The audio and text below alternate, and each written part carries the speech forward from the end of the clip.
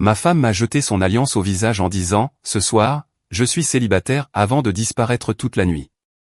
Je l'ai prise au mot et j'ai demandé le divorce dès le lendemain matin. J'ai 27 ans et je vis comme si j'en avais 40, a-t-elle dit en jetant son sac sur le canapé. J'en ai assez de jouer à la dinette. J'en ai assez de faire semblant que c'est suffisant. J'en ai assez que tu agisses comme si nous étions une petite unité parfaite alors que j'ai l'impression de disparaître. Je suis resté calme, je lui ai demandé ce qu'elle voulait dire, je lui ai dit que nous pouvions discuter de tout ce qu'elle ressentait. Elle m'a coupé la parole et m'a dit qu'il n'y avait rien à discuter, qu'elle ne voulait pas d'une autre de mes conversations raisonnables où je réparais tout avec la logique. Puis elle l'a fait. Elle a arraché son alliance, l'a brandie entre nous comme si c'était la preuve d'un crime que j'avais commis, et a prononcé les mots que je n'oublierai jamais.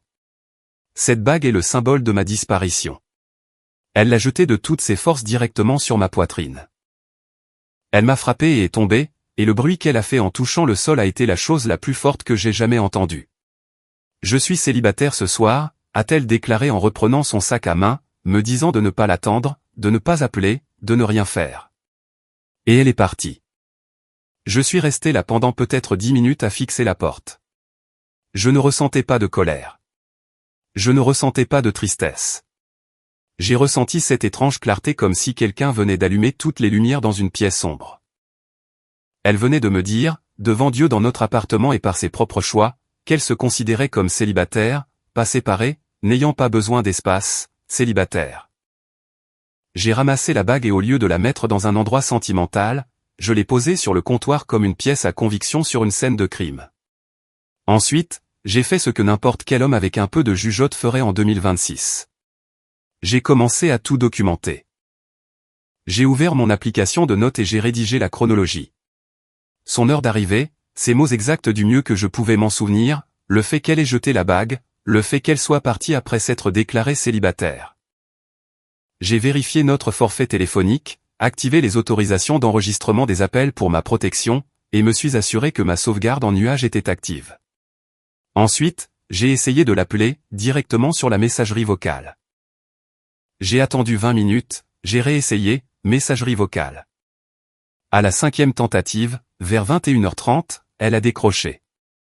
Je pouvais tout entendre. Les basses qui résonnaient, les gens qui criaient par-dessus la musique, des hommes qui riaient en arrière-plan. Elle a crié pour me demander ce que je voulais, et je lui ai demandé où elle était et si elle était en sécurité. Elle a ri et m'a répondu qu'elle était dans une discothèque en train de s'amuser, chose que je ne comprendrais pas.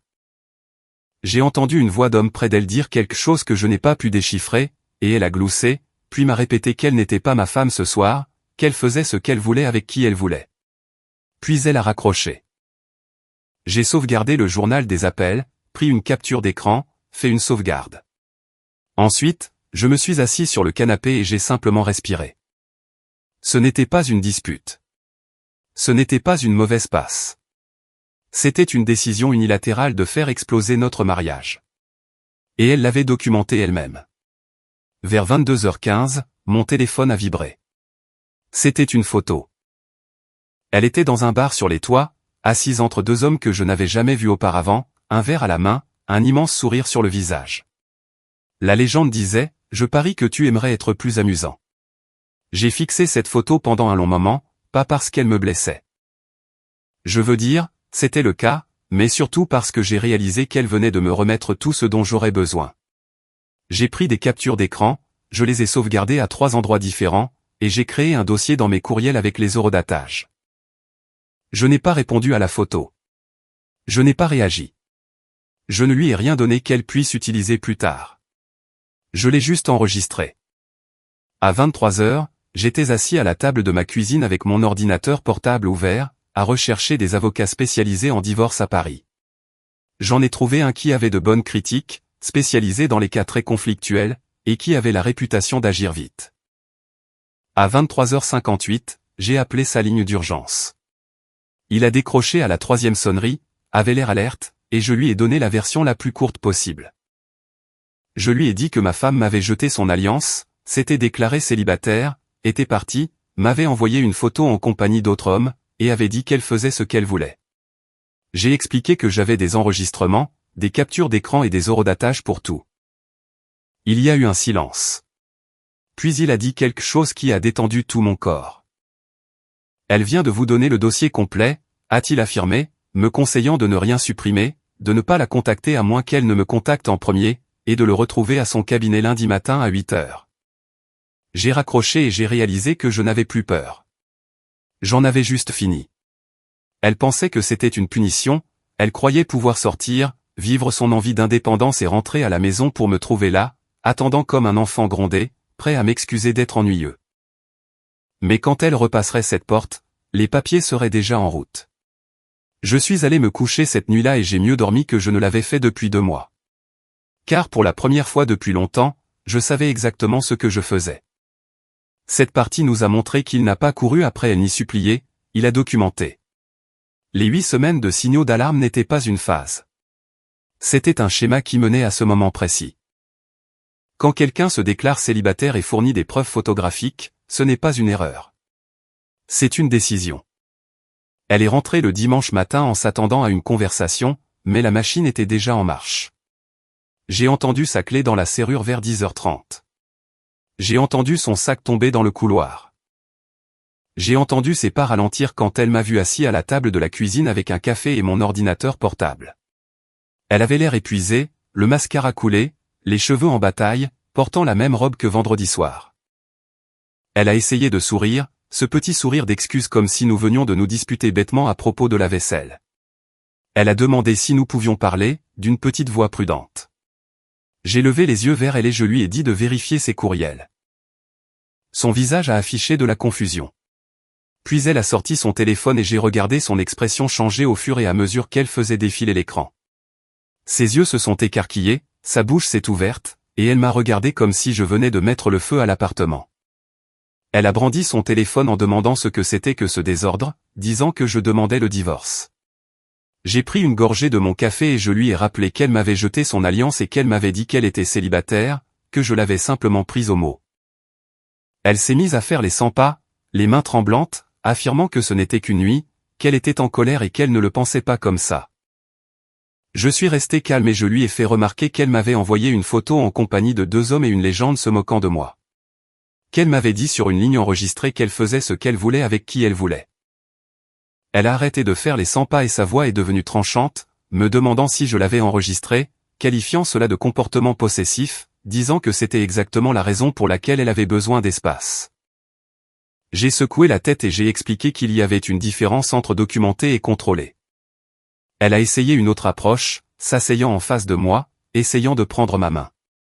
Je l'ai retirée. Elle a avoué qu'elle avait commis une erreur, qu'elle se sentait prise au piège et avait dérapé, mais qu'elle m'aimait et ne voulait pas de tout ça. Je l'ai regardée, vraiment regardée, et je n'ai absolument rien ressenti. Je lui ai dit qu'elle n'avait pas simplement dérapé, mais qu'elle avait fait une série de choix. Jeter sa bague, se déclarer célibataire, sortir en compagnie d'autres hommes, m'envoyer des preuves. Elle pleurait encore plus fort maintenant, me demandant si une mauvaise soirée signifiait que je jetais 4 ans de relation, me demandant si je ne voulais même pas essayer.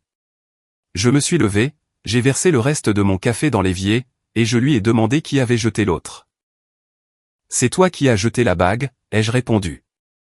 Le samedi matin à 8 heures, j'avais rencontré l'avocat. Il s'appelait Maître Philippe Garnier, la cinquantaine, costume élégant, le genre d'homme qui avait annulé son programme du week-end parce qu'il reconnaissait l'urgence quand il l'entendait. Je lui ai tout montré. Les photos de la bague sur le sol, les horodatage, l'enregistrement de l'appel, le message avec la photo, ses mots exacts. Il a tout étalé sur son bureau comme s'il préparait un dossier pour une audience, ce qui, je suppose, était le cas. Il m'a dit que c'était des preuves solides, en tapotant la photo qu'elle m'avait envoyée, expliquant qu'elle s'était déclarée célibataire et avait documenté son propre comportement, le tout par écrit. Il m'a interrogé sur les biens, et je lui ai détaillé la situation. Le bail locatif de l'appartement était à mon nom. J'avais payé l'intégralité de la caution et toutes les charges depuis le premier jour. Nos comptes bancaires étaient conjoints, mais j'étais le principal soutien financier. Elle gagnait environ 60% de mon salaire. Pas d'enfants, pas de biens communs en dehors des meubles et des affaires habituelles d'un couple marié. Il a hoché la tête, prenant des notes, et m'a assuré que nous aurions la requête prête à être déposée électroniquement dès la 1 heure lundi matin, qu'il fallait prendre les devants avant qu'elle n'ait le temps d'élaborer une stratégie. Le travail préparatoire était terminé le samedi après-midi. J'ai ressenti ce calme étrange, comme si j'agissais enfin au lieu d'encaisser simplement tout ce qu'elle me lançait. Le dimanche après-midi, après qu'elle soit arrivée, après qu'elle ait pleuré, crié et tenté toutes les approches, je lui ai exposé la réalité. Le bail locatif de l'appartement était à mon nom, et elle devait faire ses valises. Elle m'a fixé comme si j'avais parlé une autre langue, me demandant où elle était censée aller. J'ai haussé les épaules et je lui ai rappelé qu'elle avait voulu son indépendance, qu'elle avait voulu être célibataire. Elle a essayé de protester, affirmant qu'elle avait des droits, que je ne pouvais pas la forcer à partir. J'ai affiché le bail sur mon ordinateur, je lui ai montré mon nom, je lui ai montré les documents prouvant que j'avais payé chaque caution, chaque installation de service public, tout. Je lui ai dit qu'elle pouvait loger chez des amis, chez sa sœur, qu'elle pouvait se débrouiller, mais qu'elle ne resterait pas ici. Elle m'a traité de tous les noms auxquels elle pouvait penser. Elle m'a dit que j'étais cruel. Elle m'a accusé de la punir. Elle a déclaré que je n'étais pas l'homme qu'elle avait épousé. Je suis simplement resté planté là et j'ai attendu qu'elle n'ait plus de mots. Puis j'ai prononcé la phrase à laquelle je pensais depuis vendredi soir. L'homme que tu as épousé t'aurait attendu, t'aurait pardonné. Il t'aurait laissé lui marcher sur les pieds. Mais cet homme n'existe plus, ai-je répondu.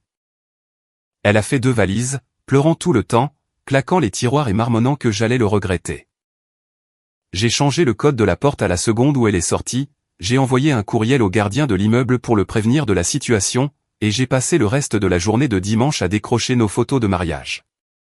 Chaque cadre, chaque cliché de nous souriant sur une plage ou lors d'une fête entre amis, je les ai rangés dans un carton et placés dans le placard de rangement. L'appartement paraissait plus grand sans eux, plus propre, comme si je pouvais enfin respirer.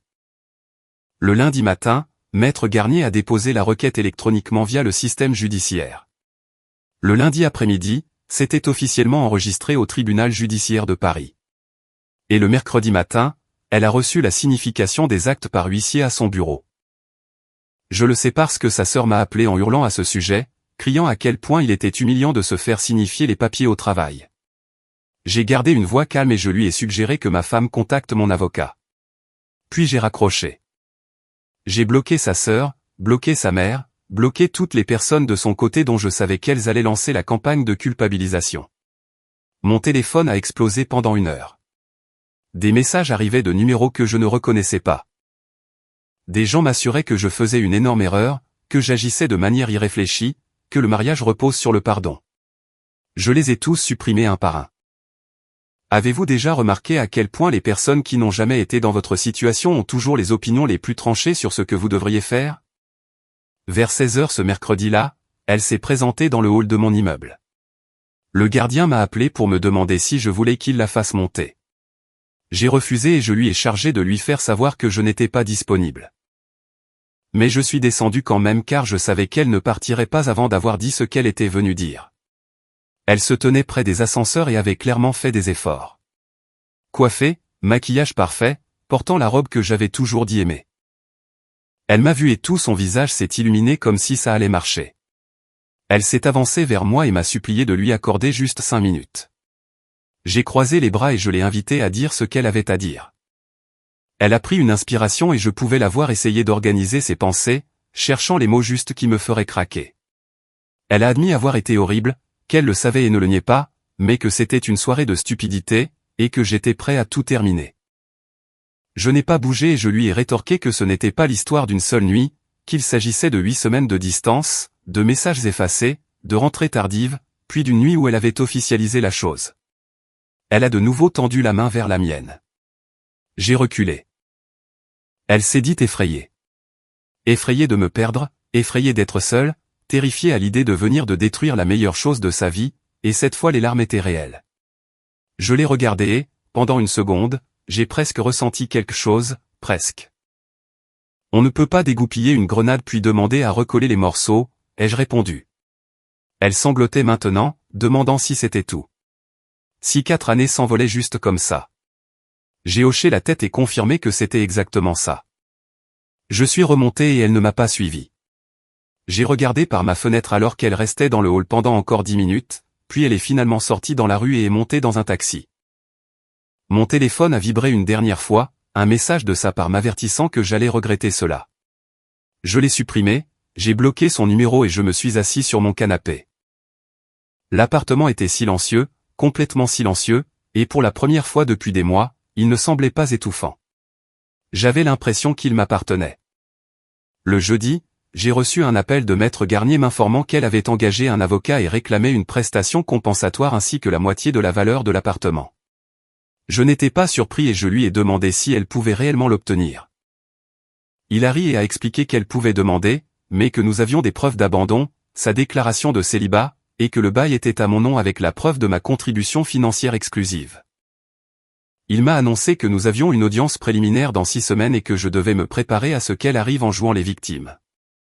Je lui ai assuré que j'étais prêt, car je l'étais. Elle s'imaginait pouvoir dynamiter notre mariage le vendredi, faire la fête tout le week-end, puis revenir en dansant avec des larmes et des excuses pour que je cède tout simplement. Mais elle avait oublié un détail. Je suis le genre de type qui documente tout. Cette partie nous a démontré qu'elle voulait un chaos sans conséquence. Il lui a plutôt offert la responsabilité. Les larmes ne sont apparues que lorsqu'elle a compris que les actes ont des répercussions réelles. Chaque tentative de culpabilisation de la part de sa famille, chaque scène dramatique dans le hall, chaque accusation de cruauté n'était qu'une tentative de réécrire l'histoire et d'éviter d'assumer la responsabilité de ce qu'elle avait choisi. L'audience préliminaire a été fixée à un jeudi matin, 6 semaines après le dépôt du dossier par Maître Garnier. Je me suis présenté en costume, Maître Garnier à mes côtés, un dossier rempli de preuves imprimées car, selon lui, les juges aimaient toujours le papier.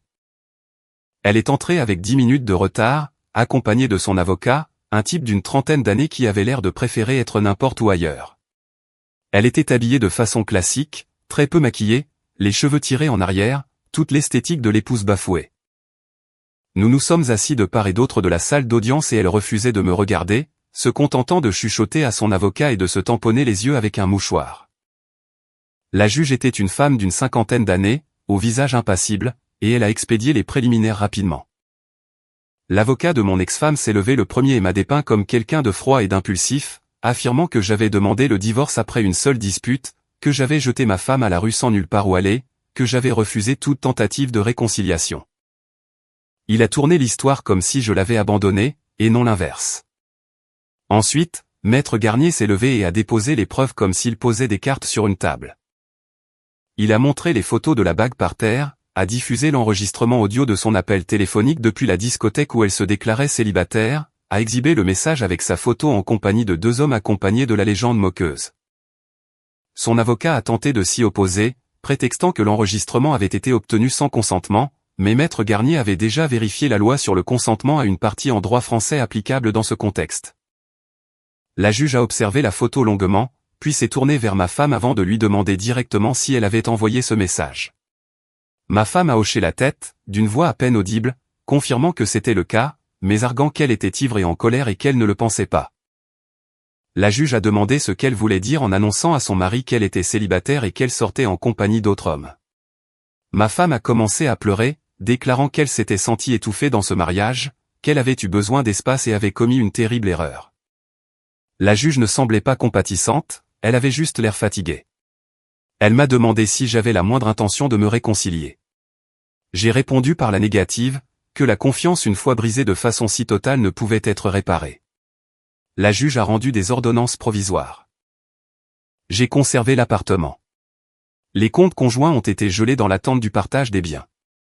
Pas de prestations compensatoires jusqu'à l'audience finale, et nous avons tous deux reçu l'ordre d'assister à une séance de médiation avant tout procès. L'avocat de ma femme a essayé de plaider pour un soutien financier temporaire, prétextant qu'elle n'avait nulle part où vivre. Maître Garnier a rétorqué qu'elle avait volontairement quitté le domicile conjugal après s'être déclarée célibataire et qu'elle avait de la famille dans la région. La juge s'est rangée de notre côté. À la sortie de la salle d'audience, ma femme a tenté de s'approcher de moi. Maître Garnier s'est interposé entre nous et lui a rappelé que toute communication devait passer par les avocats. Elle m'a regardé par-dessus son épaule, les yeux rougis, et m'a demandé si je ne ressentais vraiment rien. Je n'ai pas répondu, je me suis simplement éloigné. La semaine suivante, elle a lancé une campagne sur les réseaux sociaux, subtile au début, avec des publications sur les chagrins d'amour, sur le fait d'être prise au dépourvu, sur les gens qui montrent leur vrai visage. ses amis ont inondé les commentaires de messages de soutien, me traitant de tous les noms imaginables. Je n'ai pas répondu, je n'ai pas réagi, j'ai juste fait des captures d'écran de tout et je les ai envoyées à Maître Garnier au cas où cela deviendrait pertinent. Mes amis m'ont contacté pour savoir ce qui s'était réellement passé, et je leur ai donné la version courte. Elle a jeté son alliance, s'est déclarée célibataire, est sortie en compagnie d'autres types, m'a envoyé des preuves, et j'ai demandé le divorce. La plupart n'ont pas été surpris. Quelques-uns avaient remarqué ces changements au cours des derniers mois. La façon dont elle s'isolait lors des rassemblements ou passait tout son temps sur son téléphone. L'un de mes copains m'a confié qu'il l'avait vue dans un bar quelques semaines avant l'explosion, devenant très intime avec un homme alors que j'étais censé être à la maison en train de travailler tard. J'aurais aimé qu'il me le dise à ce moment-là, mais je comprenais pourquoi il ne l'avait pas fait. Personne ne veut être le messager dans ce genre de situation. La séance de médiation était programmée 3 semaines après l'audience, un lundi après-midi dans une salle de conférence du centre-ville. Il y avait moi, Maître Garnier, elle, son avocat, et une médiatrice qui semblait faire ce métier depuis des décennies. La médiatrice a expliqué le processus, soulignant que c'était notre chance de résoudre le problème sans aller au procès, que ce serait moins cher et plus rapide pour nous deux. L'avocat de ma femme a commencé par lister leurs exigences. Elle réclamait la moitié de la plus-value de l'appartement depuis notre mariage. Elle voulait la moitié des cotisations de mon compte de retraite versées pendant le mariage, et elle exigeait que je couvre ses frais de déménagement et son premier mois de loyer dans un nouveau logement. Maître Garnier a riposté avec mon offre. Je lui verserai une somme forfaitaire de 15 000 €, équivalent à peu près à ses contributions financières aux dépenses communes pendant le mariage, en échange de quoi elle renonçait à tout le reste sans aucune autre réclamation. Son avocat a jugé cette proposition insuffisante. Maître Garnier a souligné qu'elle avait abandonné le mariage, qu'elle n'avait aucun droit légal sur un bien que j'avais loué avant notre union, et que son comportement était largement documenté. La médiatrice a demandé si nous pouvions faire une pause, et l'avocat de ma femme l'a emmené dans le couloir. Maître Garnier m'a conseillé de rester ferme, m'expliquant qu'il jouait la comédie et qu'il savait pertinemment qu'il n'avait pas beaucoup de moyens de pression. À leur retour, ma femme a demandé si elle pouvait me parler directement. La médiatrice a précisé que c'était autorisé si les deux avocats étaient d'accord. Maître Garnier m'a regardé, j'ai hoché la tête, et il a répondu « d'accord ». Son avocat semblait agacé mais ne s'y est pas opposé. Elle m'a regardé à travers la table et sa voix tremblait. « Y a-t-il une chance ?» a-t-elle demandé. « Une chance, même infime, que nous puissions arranger les choses ?» Je savais que ça allait arriver, je m'y étais préparé, mais l'entendre le dire en face m'a quand même fait un effet étrange. Je l'ai regardé, cette personne avec qui j'avais passé 4 ans, avec qui j'avais planifié un avenir, et j'ai eu l'impression de regarder une inconnue. « Non », ai-je dit, et ma voix était posée.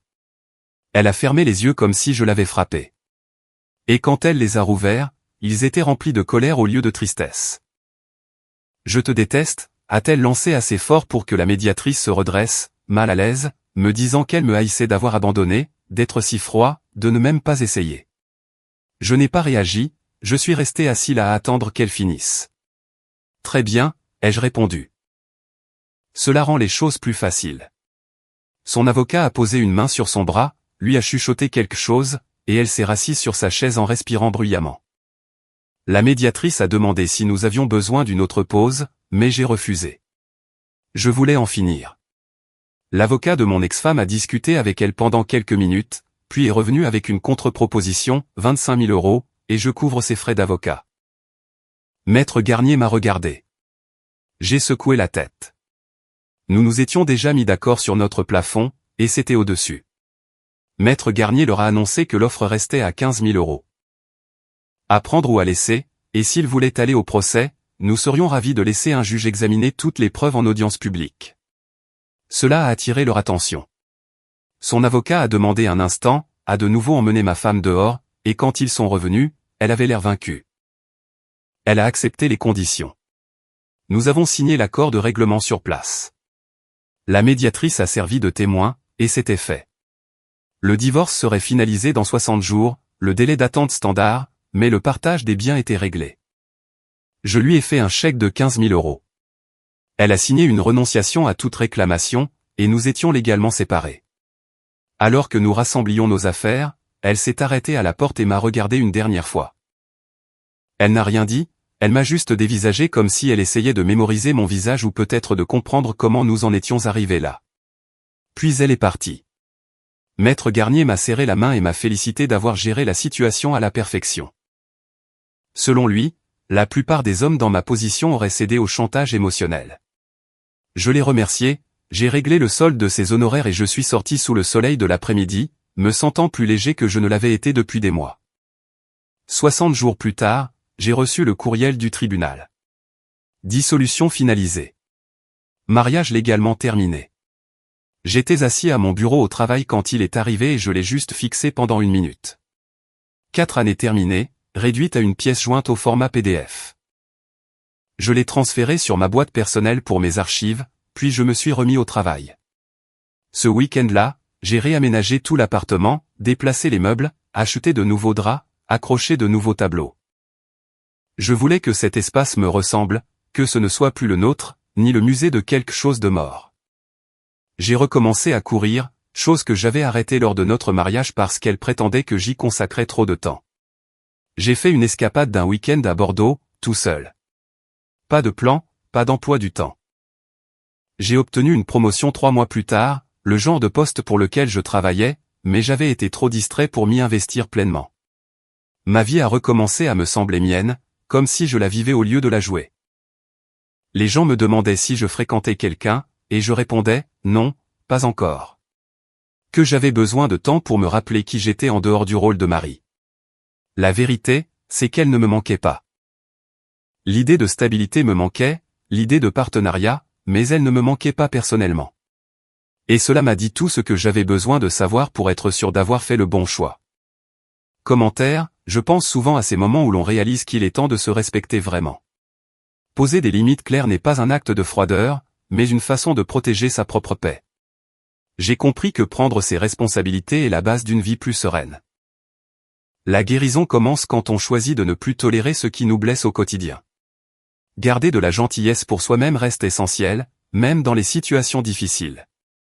Vous méritez une relation où vous vous sentez valorisé et en sécurité.